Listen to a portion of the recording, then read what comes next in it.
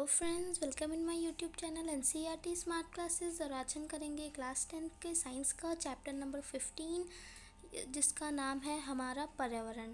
तो आज हम ये चैप्टर करेंगे। ये चैप्टर लास्ट चैप्टर है हमारे सिलेबस का, मस्ट डू का है।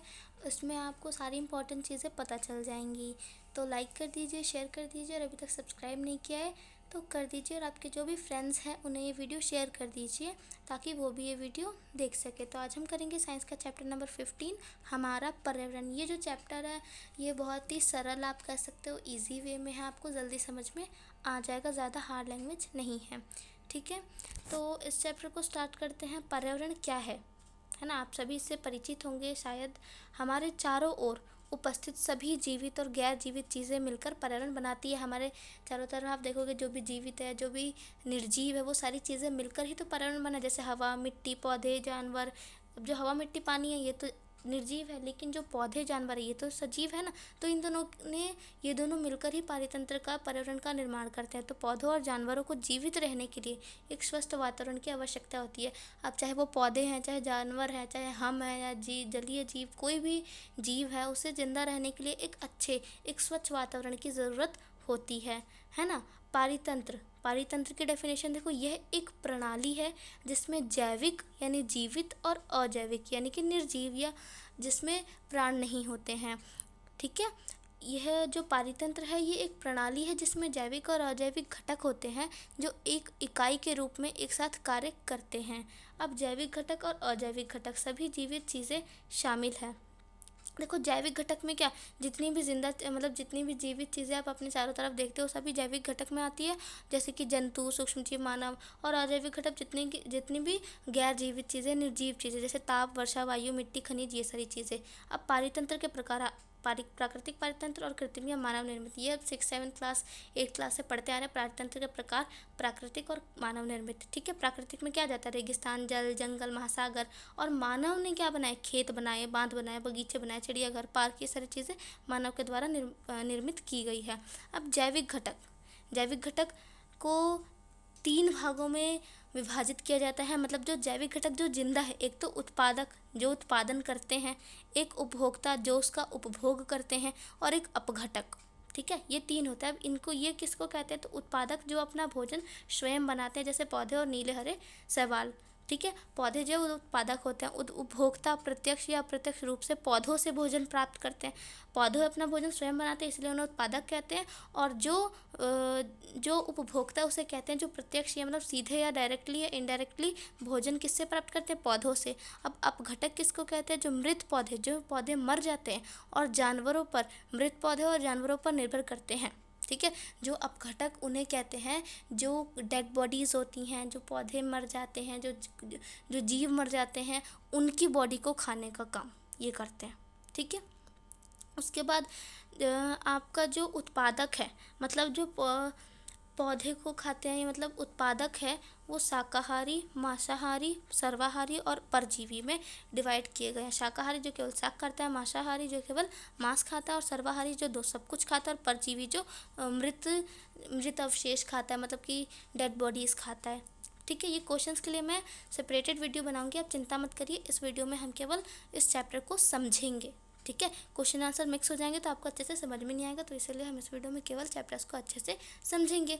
अब एक आहार श्रृंखला पारितंत्र में घटनाओं के क्रम को दिखाती है। मतलब एक आहार श्रृंखला क्या है, आहार श्रृंखला पारितंत्र में घटनाओं के क्रम को दिखाती है। घटनाओं के क्रम को मतलब देखो इस डायग्राम में कैसे दिखा रखा है आपको, कि पेड़ पौधे थे, पेड़ पौधे को हिरण ने खाया, फिर हिरण को किसने खाया, शेर ने खाया। मतलब कि एक दूसरे को खा रहे हैं ये लोग, है ना। तो एक तरह से घटनाक्रम, एक घटना बन गई है कि भाई इसको ये खाएगा, फिर इसको ये खाएगा, है ना। तो इस घटनाक्रम को क्या कहते हैं, जो आहार श्रृंखला कहते हैं। तो आहार श्रृंखला किसे कहते हैं, पारितंत्र में जो हमारा पर्यावरण है उसमें घटनाओं के क्रम को दिखाती है। समझ में बात आई। अब आहार श्रृंखला में एक जीवित जीव, मतलब एक जीवित जीव दूसरे जीव को खाता है। अब जैसे मैं बताया, हिरण जो जीवित है उसको शेर ने खाया, है ना। पोषक स्तर किसे कहते हैं, देखो पोषक स्तर खाद्य श्रृंखला का हर चरण, खाद्य श्रृंखला का आप कह सकते हो हर चरण, ये सब एक चरण है। ठीक है, इसको हम पोषक स्तर बनाता है। अब उत्पादक पहले पोषक स्तर होते हैं, यहाँ देखो, ये उत्पादक है, ये पहले पोषक स्तर है, ये दूसरा, ये तीसरा पोषक स्तर है, इस प्रकार से। अब विभिन्न पोषक स्तरों पर एक जीव दूसरे जीव में पोषक तत्व और ऊर्जा का प्रवाह एक खाद्य श्रृंखला बनाता है। मतलब कि ये तरह तरह के, मतलब अलग अलग पोषक स्तरों पर, ये एक पोषक स्तर, ये दूसरा पोषक स्तर और ये तीसरा पोषक स्तर, तो ये क्या कर रहा है, ऊर्जा का प्रवाह कर रहा है, अपने आगे एनर्जी जो है दे रहा है ना। अब मुख्य बिंदु में स्थलीय पारिस्थितिकी तंत्र में हरे पौधे सूर्य के प्रकाश की ऊर्जा का लगभग 1% भाग खाद्य ऊर्जा में परिवर्तित करते हैं।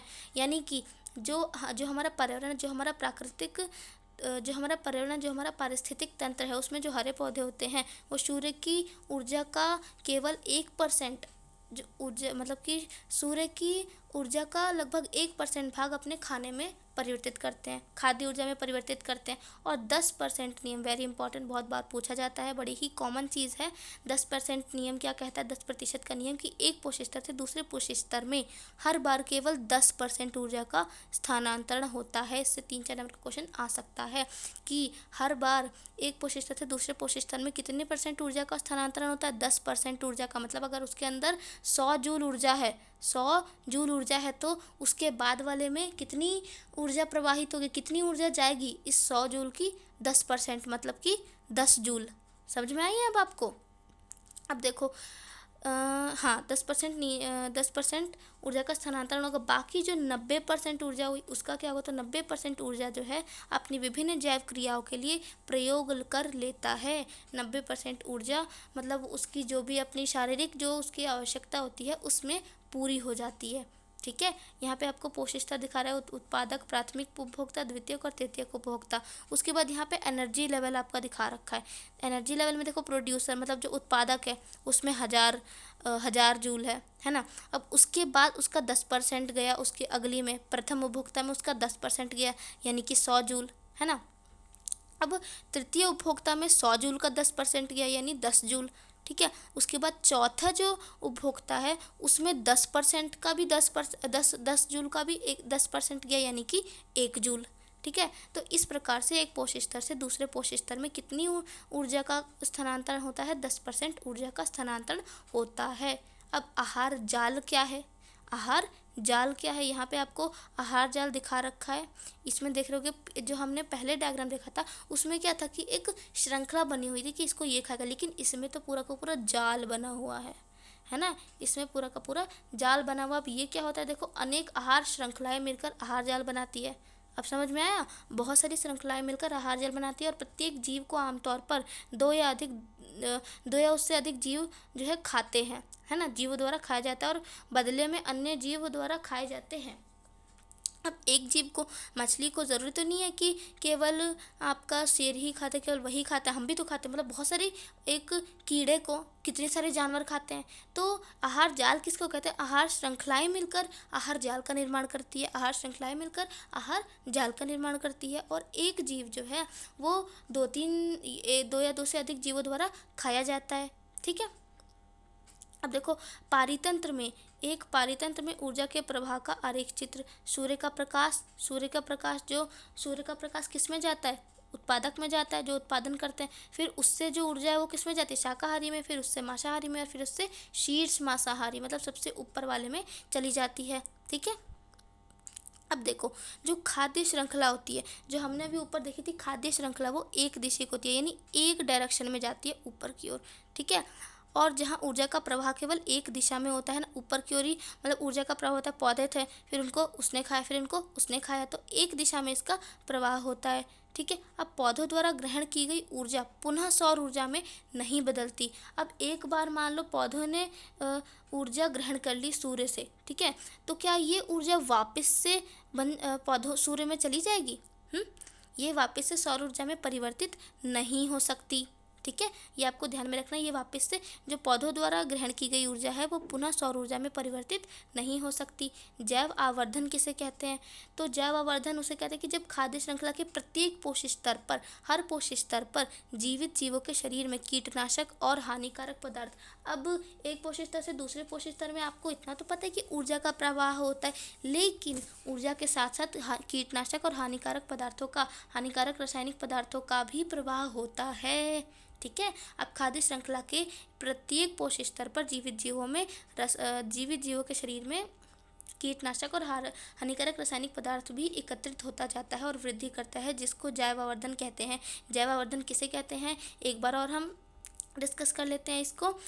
खाद्य श्रृंखला के प्रत्येक पोषक स्तर पर, हर पोषक स्तर पर जीवित जीवों के शरीर में कीटनाशकों, ठीक है, और हानिकारक पदार्थों की एकाग्रता में वृद्धि, मतलब एकत्रित हो जाते हैं, ठीक है। एकाग्रता में वृद्धि को जैव आवर्धन कहते हैं। हानिकारक पदार्थों का इकट्ठा होना क्या कहलाता है, जैव आवर्धन कहलाता है, ठीक है। अब ऐसे रसायनों की अधिकतम सांद्रता मानव शरीर में जमा होती है, क्योंकि हम ही तो सारे जानवरों को खाते हैं, तो सबसे ज़्यादा हानिकारक पदार्थ किसके शरीर में आएगा, हमारे शरीर में ही आएगा, है ना। अब ओजोन परत का श्रेय देखो, ओजोन यानी O3 परत काफ़ी हद तक हम समताप मंडल में पाई जाती है, ठीक है, और समुद्र तल से 12 किलोमीटर और 50 किलोमीटर ऊपर हमारे वायुमंडल का एक हिस्सा है।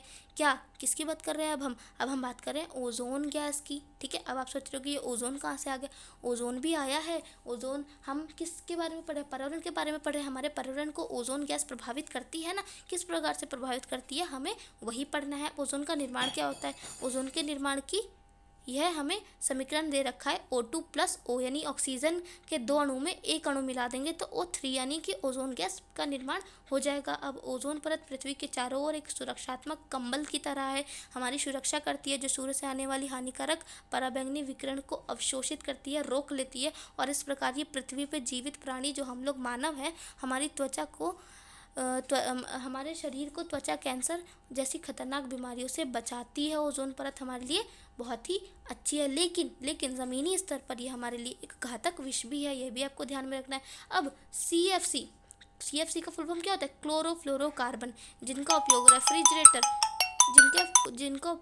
रेफ्रिजरेटर के रूप में और अग्निशामक के रूप में किया जाता है। अब जो क्लोरोफ्लोरोकार्बन है उसका उपयोग किस चीज़ में किया जाता है, तो रेफ्रिजरेटर, जो आपके फ्रिज बन रहे हैं, अग्निशामक शीतलन के लिए, मतलब ठंडा करने के लिए चीज़ों को उपयोग किया जाता है। तो क्लोरोफ्लोरोकार्बन जो है ये ओजोन गैस को प्रभावित करती है। UNEP का क्या फुल फॉर्म है, the united nation environment programme, मतलब कि यूनाइटेड नेशन द्वारा पर्यावरण के सुरक्षा के लिए बनाया गया प्रोग्राम, ठीक है। अब हमारे द्वारा उत्पादित कचरे का प्रबंधन, अब दूसरा टॉपिक क्या है हमारे पर्यावरण के लिए, कचरा, है ना। कचरे से कितना ज़्यादा पर्यावरण में प्रदूषण हो रहा है ना। हम किसके बारे में पढ़े, पर्यावरण के बारे में तो पढ़े, अभी हमने ओजोन के बारे में पढ़ा, अब हम किसके बारे में पढ़ेंगे, अब हम कचरे के बारे में पढ़ेंगे। तो देखो, कचरे का प्रबंधन कैसे करें, आपको पता है कितनी ज़्यादा मात्रा में कचरा जो है आसपास हमारे वातावरण में फैल गया है। तो जैव निम्नीकरण और अजैव निम्नीकरण ये किसे कहते हैं, देखो, जैविक प्रक्रिया द्वारा तोड़े जाने वाले पदार्थों को जैव निम्नीकरणीय पदार्थ कहते हैं। मतलब कि वैसे पदार्थ, वैसा मटेरियल जो प्रकृति में विलीन हो जाए, जो प्रकृति में आप कह सकते हो कि समाप्त हो जाए। जैसे कि मान लो एग्जाम्पल के लिए हम छोटा सा ले लेते हैं कि हमने आलू काटा, आलू के जो छिलके आए, है ना, आलू के छिलके वेस्ट मटेरियल है ना। अब अगर हम उसको क्या करेंगे, ज़मीन में दफना देंगे, तो कुछ समय बाद, कुछ दिनों बाद क्या होगा, वो मिट्टी में मिल जाएगा, मतलब प्रकृति में विलीन हो जाएगा, ख़त्म हो जाएगा, ठीक है। प्रकृति से निकला था, प्रकृति में विलीन हो गया। लेकिन अजैव निम्नीकरण पदार्थ किसे कहते हैं, जैव प्रक्रिया द्वारा, मतलब कि जैविक प्रक्रिया द्वारा ना तोड़े जाने वाले पदार्थों को अजैव निम्नीकरणीय पदार्थ कहते हैं। मतलब कि अपने प्लास्टिक लिया आपने, मान लो प्लास्टिक की बोतल वेस्ट हो गई है, अगर आप उसको ज़मीन में गाड़ दो ना तो वो वैसी का वैसी रहेगा, कितना भी दिन रख दो आपको, तो वो प्रकृति में विलीन नहीं हो रहा है। अब समझ में आया आपको। तो जैविक प्रक्रिया द्वारा तोड़े जाने वाले पदार्थों को जैव निम्नीकरण पदार्थ कहते हैं। उदाहरण के लिए खाद्य अपशिष्ट, पत्तियां, मूत्र, गोबर आदि। और अजैव निम्नीकरण पदार्थ किसे कहते हैं, जो प्रकृति में विलीन नहीं होते, जैसे कि जैविक प्रक्रिया द्वारा ना तोड़े जाने वाले पदार्थों को अजैव निम्नीकरणीय पदार्थ कहा जाता है। जैसे DDT, पारा, शीशे, पॉलीथीन, ये सारी चीज़ें ऐसी चीज़ें हैं जो पर्यावरण में विलीन नहीं होती है। समझ में आता है आपको। अब जो 4 R है उनका क्या यूज़ होता है, 4 Rs की समीक्षा। देखो, पहले R का मतलब रिड्यूस, रीयूज़, रिसाइकल, रिकवर, मतलब कि कम उपयोग करो, पहले तो कम उपयोग करो, पुनः उपयोग करो, पुनः चक्रित करो, फिर से उसे पुनः प्राप्त करो, ठीक है। यहाँ पे आपको साइन द्वारा भी समझा रखा है। रिड्यूस, मना कर दो, रीयूज़, दोबारा उपयोग करो, रिसाइकल, उसी चीज़ का बार बार रिसाइकल करो, और रिकवर, उस चीज़ को दोबारा से रिकवर करना, ठीक है। अब उसके बाद यहाँ पे हमारा ये चैप्टर कंप्लीट होता है। हमने इस चैप्टर में क्या पढ़ा, जैव निम्नीकरणीय पदार्थ, अजैव निम्नीकरणीय पदार्थ यानी कचड़ों का प्रबंधन पढ़ा कि हम किस प्रकार से जो जैव निम्नीकरणीय पदार्थ होते हैं वो किसे कहते हैं जो पर्यावरण में विलीन हो जाते हैं। ठीक है, हमने CFC के बारे में पढ़ा। CFC क्या है बेटा, CFC जो है ये रेफ्रिजरेटर और अग्निशमन में ये एक गैस है। ठीक है, जो हमारे पर्यावरण को, जो ओजोन परत को, जो हमारी एक लेयर है जो हमारी सुरक्षा करती है किससे, सूर्य की हानिकारक किरणों से, तो CFC जो है वो उसमें एक होल पैदा कर रही है। उसमें CFC ओजोन गैस के लिए बहुत घातक साबित हुआ है। ठीक है, तो इससे हमारी ओजोन लेयर को हानि पहुंचेगी और उससे क्या होगा, हम जो सूर्य की पराबैंगनी किरणों से रक्षा नहीं हो पाएगी और हमारे त्वचा में हमें बहुत सारे रोग होंगे, है ना। हमने आहार जाल पढ़ा। आहार जाल किसे कहते हैं, आहार श्रृंखला के जो बहुत सारी आहार श्रृंखला मिलकर आहार जाल बनाती है। हमने 10% का नियम भी पढ़ लिया। उसके बाद पोषक स्तर आहार श्रृंखला हमने पढ़ ली, मांसाहारी, हाँ ये भी पढ़ लिया हमने, जैविक घटक, उपभोक्ता, उत्पादक और अपघटक, है ना। पारितंत्र के प्रकार पढ़ लिए, कृत्रिम और मानव निर्मित पारितंत्र। तो यहाँ पे जो हमारा ये चैप्टर है ये कंप्लीट होता है। आई होप आपको अच्छे से समझ में आ गया होगा। Thanks for watching this video and अपने फ्रेंड्स को शेयर कर दीजिए ताकि वो भी इसको देख ले। और ये थोड़ा सा इस चैप्टर को मैंने बहुत ही शॉर्ट में कवर करा दिया है आपको कि ज़्यादा आपका टाइम वेस्ट ना हो और आप अपने भी सेल्फ स्टडी कर सके। Okay, so take care, bye bye.